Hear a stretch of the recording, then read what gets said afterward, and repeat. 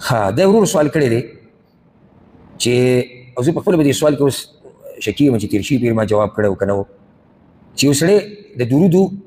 یو عدد وټاکي چې زه به دومره درود دا ټیم ووایم ما داسې نه و بیان کړی دا به جایز وي او که نه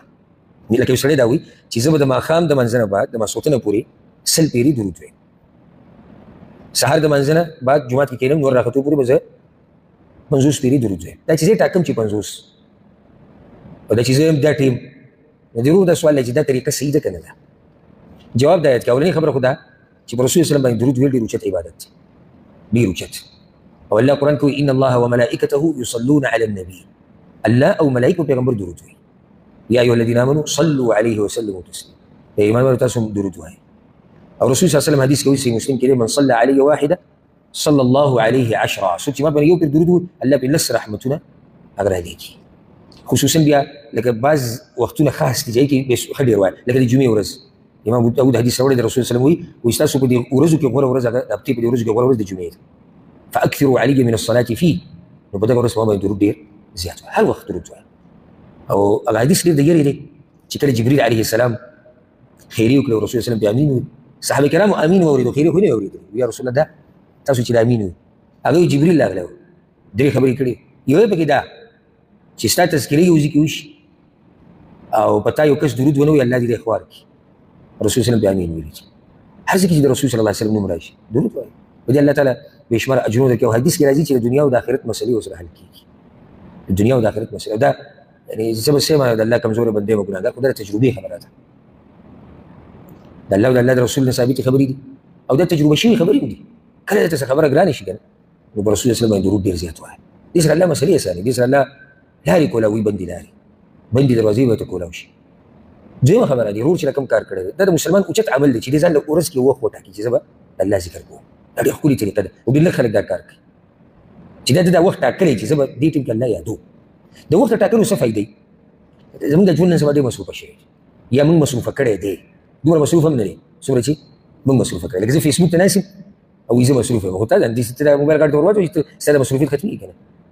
ملګرو سره ناست یم فالتو خبرې خپله درنه د بل سپکه غیبت یو شی یاره جي ډېر مصروف وم پرون مصروف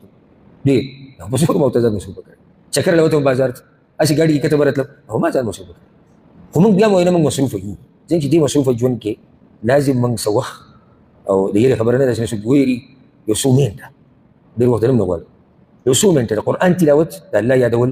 دعاګانې دې لپاره خاص کول پکار دي یاره دا ټیم به زه قرآن تلاوت کوم فایده دې کې دی چې کله ته ووایې کله دا ټیم به کوم نو بیا سړی لازم هغه ټیم ته ځان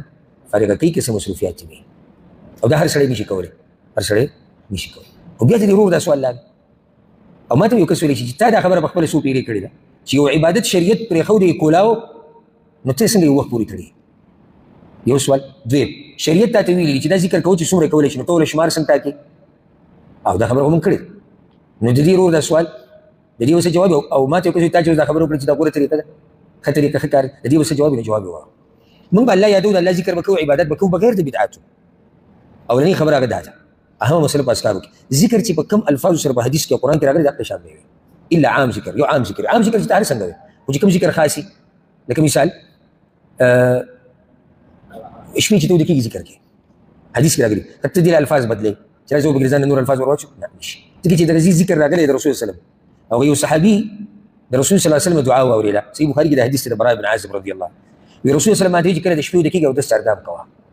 بیا په دې خی اړخ سمله بیا د دعا وایه اللهم اسلمت وجهي اليك وفوضت امري اليك والجات ظهري اليك رغبه ورهبه اليك لا ملجا ولا منجا منك الا اليك اللهم امنت بكتابك الذي انزلت وبنبيك الذي ارسلت نو که ته مړ شو په دغه شپه نو ته د اسلام په فطرت او په دین مړ شوې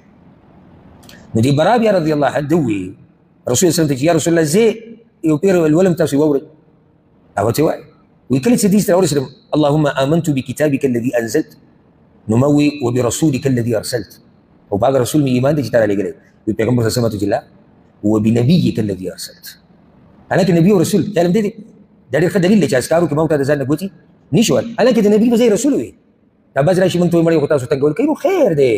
خیر دی څنګه دې چې رسول صلی الله علیه وسلم ویلي چې خیر دی حالانکه دومره غټه تبدیلي هم نه راغلې د نبي په ځای سره راغلی رسول راغی رسول صلی الله علیه وسلم نه وبنبيك الذي ارسلت نو یو خو موږ د اذکارو الفاظ نه بدلو دویم چې شریعت کوم ذکر عام کړی دی هغه به عام پرېږدو دا به نه وایي چې د پلاني وخت سره د پلاني وخت سره ها اوس کې وسړی داسې کار کوي لکه دې ورور چې کړی دی ماښام مانځنه بعد ماسوتنه پورې سهار نه اشراق دومره پیرې به ځای موږ درته وویلې ستا عقیده څه ده هغه وایي زما عقیده دا ده چې دا طریقه رسول صلی الله علیه وسلم نه ده ښوولې نه دا دین دی زه دا وخت ټاکل دینداري نه ګڼم زه دا شمار ټاکل دینداري نه ګڼم نو بیا ولې کې وایي ما ته دغه وخت کې اسان دی باقي وختونو کې زه مصروف یم یا دې وخت کې زه لږ خوب نه راپاڅېدلی یم لږ جذبه کې یم بدن کې مې طاقت وي ځکه یې دې ټایم نه کوم یا زه جومات کې ناست یم نو ځکه یې کوم نور دا زه عبادت نه ګڼم نو دې صحیح ده او که عبادت یې ګڼي بیا بدعت دی خو بیا هم موږ ډېر ورته دا وایو او هر ورته دا وایي څوک چې څه وخت داسې ځان له خاص کوي که نه چې کله ناکله یې بدلوه نه یې خبره بالکل یقیني شو ځکه چې کیدی شي ستا خو دا سوچ نه دی کیدی شي په تاسو ګمان وکړي چې دې چې دا ټیم یې خاص کړی دی نو د دې سره څه عقیده او نظریه تړلی شوې ده نو کله ناکله یې څه کوه بدلوئ 50 نه سل کوه د سلو نه 50 کوه هغې نه زیاتوه د هغې نه یې کموه خاص چې د کله خبره راونیوه بیا به د موږ دلیل غواړو چې ته خو دې ته عبادت وایي او عبادت دپاره څه پکار دی دلیل او دلیل دی وایي چې ما سره نشته نو چې دلیل در سره نشته نو بیا دا کار ستا غلط دی